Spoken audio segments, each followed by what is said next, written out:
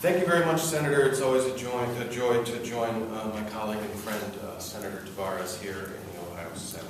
As she mentioned, I am Representative Dan Ramos from the 56th House District, Lorain, Ohio, western Lorain County. More than 1 in 6 Ohio households faced food insecurity from 2010 to 2012, up 6.3 percentage points from a decade earlier, 2000 to 2002, according to the USDA Annual Report on Food Security. It's important as we say this to realize that we're saying this, that 1 in 6 Ohioans are hungry in a state that is this nation's agricultural powerhouse. We create the food for America, we create the food for the world, and 1 in 6 Ohioans are still without enough food security. 10 years ago, 29 states were worse off in food security than Ohio. Now only 9 are. My friends, we are moving in the wrong direction. Again, this is from the USDA. People are suffering. People are hungry. The governor's proposal cuts off and adds to that number another 134,000 hungry people, making them less secure, less able to have the food in their bellies they need to go about life's daily grind, trying to find work, trying to better themselves. Ohio's unemployment rate is at 7.5%, high since February 2012, and for the first time in a while, we are above the national average. Again, my friends, we are going in the absolute wrong direction.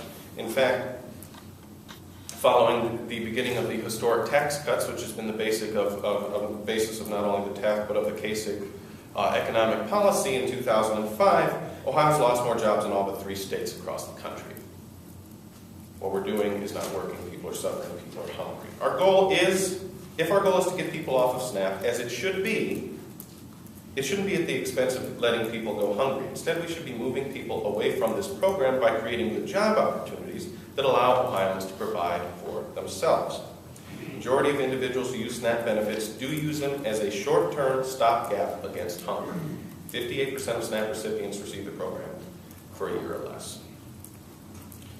Among those jobs that we've regained since our recession, our good job deficit continues. To see what we're creating are jobs, part-time, low-wage, occasional jobs. We are not creating careers, which is something that will lift someone out of poverty, allow them to provide for themselves, start a family, raise it in relative comfort.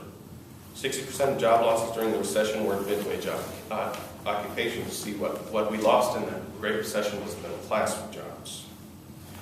Wages were higher in Ohio in the 70s, 80s, and 90s than they are now, adjusted for inflation. And our median wage, is about 75 cents of the dollar in the United States. As we've failed to create these good-paying middle-class careers, as a direct result of our failure, there has been an alarming rise in food insecurity. This is not the fault, though, of the able-bodied people who want to find work and provide for themselves, but rather the fault of the state for not performing its duty in creating a job-friendly environment that will actually help and grow our middle class. But with this governor's proposal, we are making those people who want to do well, who want to provide for themselves, pay for the lack of good work by this body. And I do want to say many of the hungry people do work. You've seen the stories in a big box store in Canton, Ohio, putting out a donation box for fellow associates in need so people can have Thanksgiving. Not paying the people a living wage, but putting out a donation box. You saw that all over the national news. I was out of Canton. We've seen the stories of fast food restaurants who are saying, just sell your Christmas gifts if you need more money. See, people want to work, and a lot of people are working. I believe myself to be the only member of the Ohio legislature who was a County Department of Job and Family Services, Medicaid, and food stamp caseworker. I've checked around, that's to the best of my knowledge. And I can tell you when I worked there, and this was some time ago, the people who came to me for food stamps were working. Most of them either were working or had just lost a job. So it's not folks that aren't willing to work, it's folks who want to work. Many of the times folks are working. And I saw the desperation in their eyes. The desperation is a lot harder to see from behind the marble pillars of this building, of these folks who are doing everything they can do. I work every day. I work as much as they'll let me, they'll say, but it's not enough. We've seen JFS directors in urban areas and rural areas who've come out and said that there aren't enough jobs available for Ohioans to meet the new requirements as proposed by getting rid of this requirement. I believe in Cuyahoga County, our largest county, JFS will have to find 29,000 placements. If there were 29,000 available jobs in Cuyahoga County with the unemployment rate the way it is, I imagine they would be filled. And quite frankly, they are being. Whenever there's a job opening in this state, someone snatches it up. We have 7.5% unemployment and a whole lot more underemployment. Wherever there's a job to be had, people who need to support themselves are picking it up. Where I come from in Lorain County, they want 3,600 placement opportunities.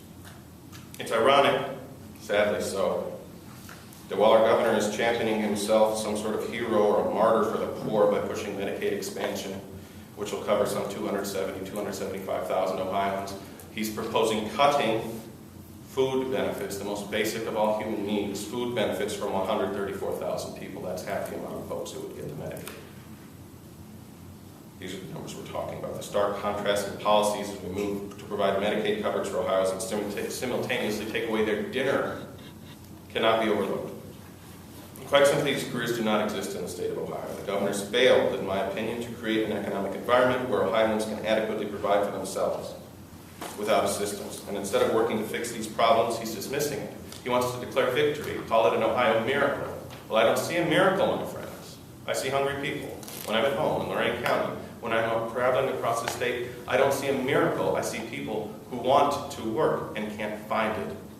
People who want to provide for themselves and their families and don't have the ability to in our state, as we fritter away our money on tax cuts for millionaires and not the necessities of life to allow them to find work.